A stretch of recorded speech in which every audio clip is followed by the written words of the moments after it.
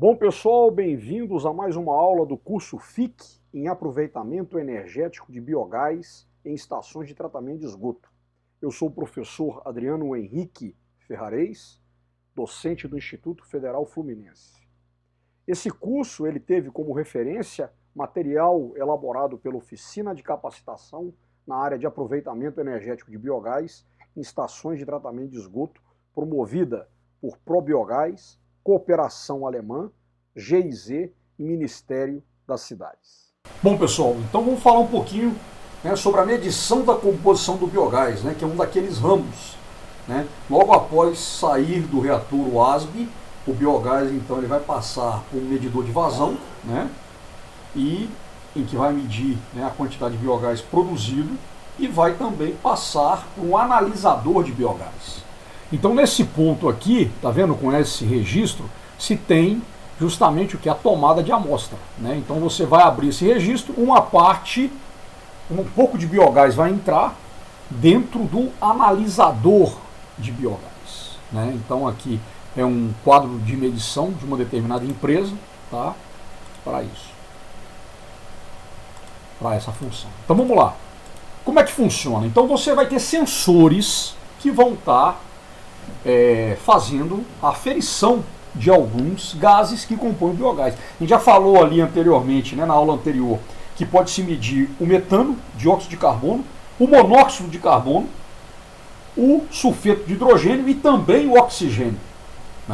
O oxigênio também. Você pode ter a medição desses 5 gases principais que compõem o biogás. Então, esse tipo de sensor aqui, que são os ND e R, eles trabalham com a questão do infravermelho. Então, os sensores ND e R, eles usam o princípio de infravermelho para medir exatamente os níveis percentuais do metano e do dióxido de carbono nas misturas de gás do biogás. Tá bom? Então, aqui, por exemplo, aqui eu tenho uma molécula de metano representada. Então, você tem a intensidade do infravermelho antes, essa intensidade em 0, e depois que você, você passa pela molécula de metano, você vai ter aí uma intensidade depois, que seria I1. Então essa diferença de intensidade é que vai estar te dando o percentual de metano. Então você tem a reação do infravermelho com a molécula de metano. Muito legal esse sensor. Então aqui é basicamente o princípio de funcionamento desse sensor ND&R para metano. Tá? Aí você tem também os sensores eletroquímicos. Os sensores eletroquímicos eles vão medir o sulfeto de hidrogênio e o oxigênio. Como é que funciona esses caras aqui? Ele baseia-se na questão de um eletrodo, que vai ficar na face interna de uma membrana porosa a gás, mas impermeável ao eletrólito. Então o que você tem na verdade aqui? O gás ele vai se difundir no sensor e através da membrana ele vai chegar então ao eletrodo de trabalho. Quando o gás atinge o eletrodo de trabalho, vai acontecer uma reação eletroquímica de oxidação ou de redução, dependendo do tipo de gás. Isso é extraordinário, cara? É como que esses equipamentos. Então você tem aqui, o oxigênio, por exemplo. Você vai ter então essa reação no eletrólito e essa diferença é que vai te dar então o percentual de O2. Tá bom? Aqui é um sistema de análise de biogás, Aqui os quadros com sensores, certo? E esse sistema de análise ele monitora então a quantidade de metano, dióxido de carbono, oxigênio, sulfeto de hidrogênio. Existe também os sensores para medir monóxido de carbono.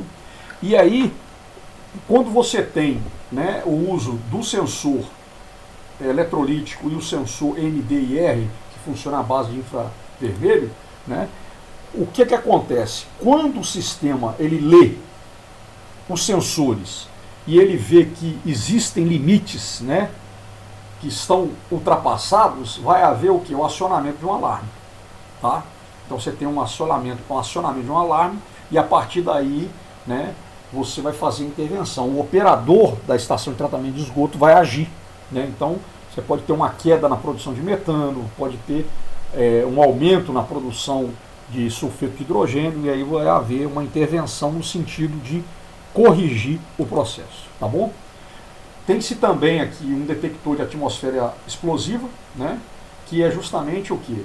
Para garantir que o sistema seja desligado quando houver qualquer interrupção no fornecimento de energia, ou seja, quando não for possível mais monitorar. Sistemas eles apresentam normalmente faixas de leituras de biogás, então o metano, né, ele é medido de 0 a 100% de volume, o dióxido de carbono também, o oxigênio de 0 a 25% de volume, o sulfeto de hidrogênio já vai aí na parte do ppm, né, partes por milhão, né, então aí se tem essa faixa de medida para esses 4 gases, né. O monóxido, como falei, o monóxido de carbono também entra, né, mas não é o caso aqui desses sensores nos utilizados. Tá bom, pessoal? É isso aí, beleza? Até a próxima aula. Valeu!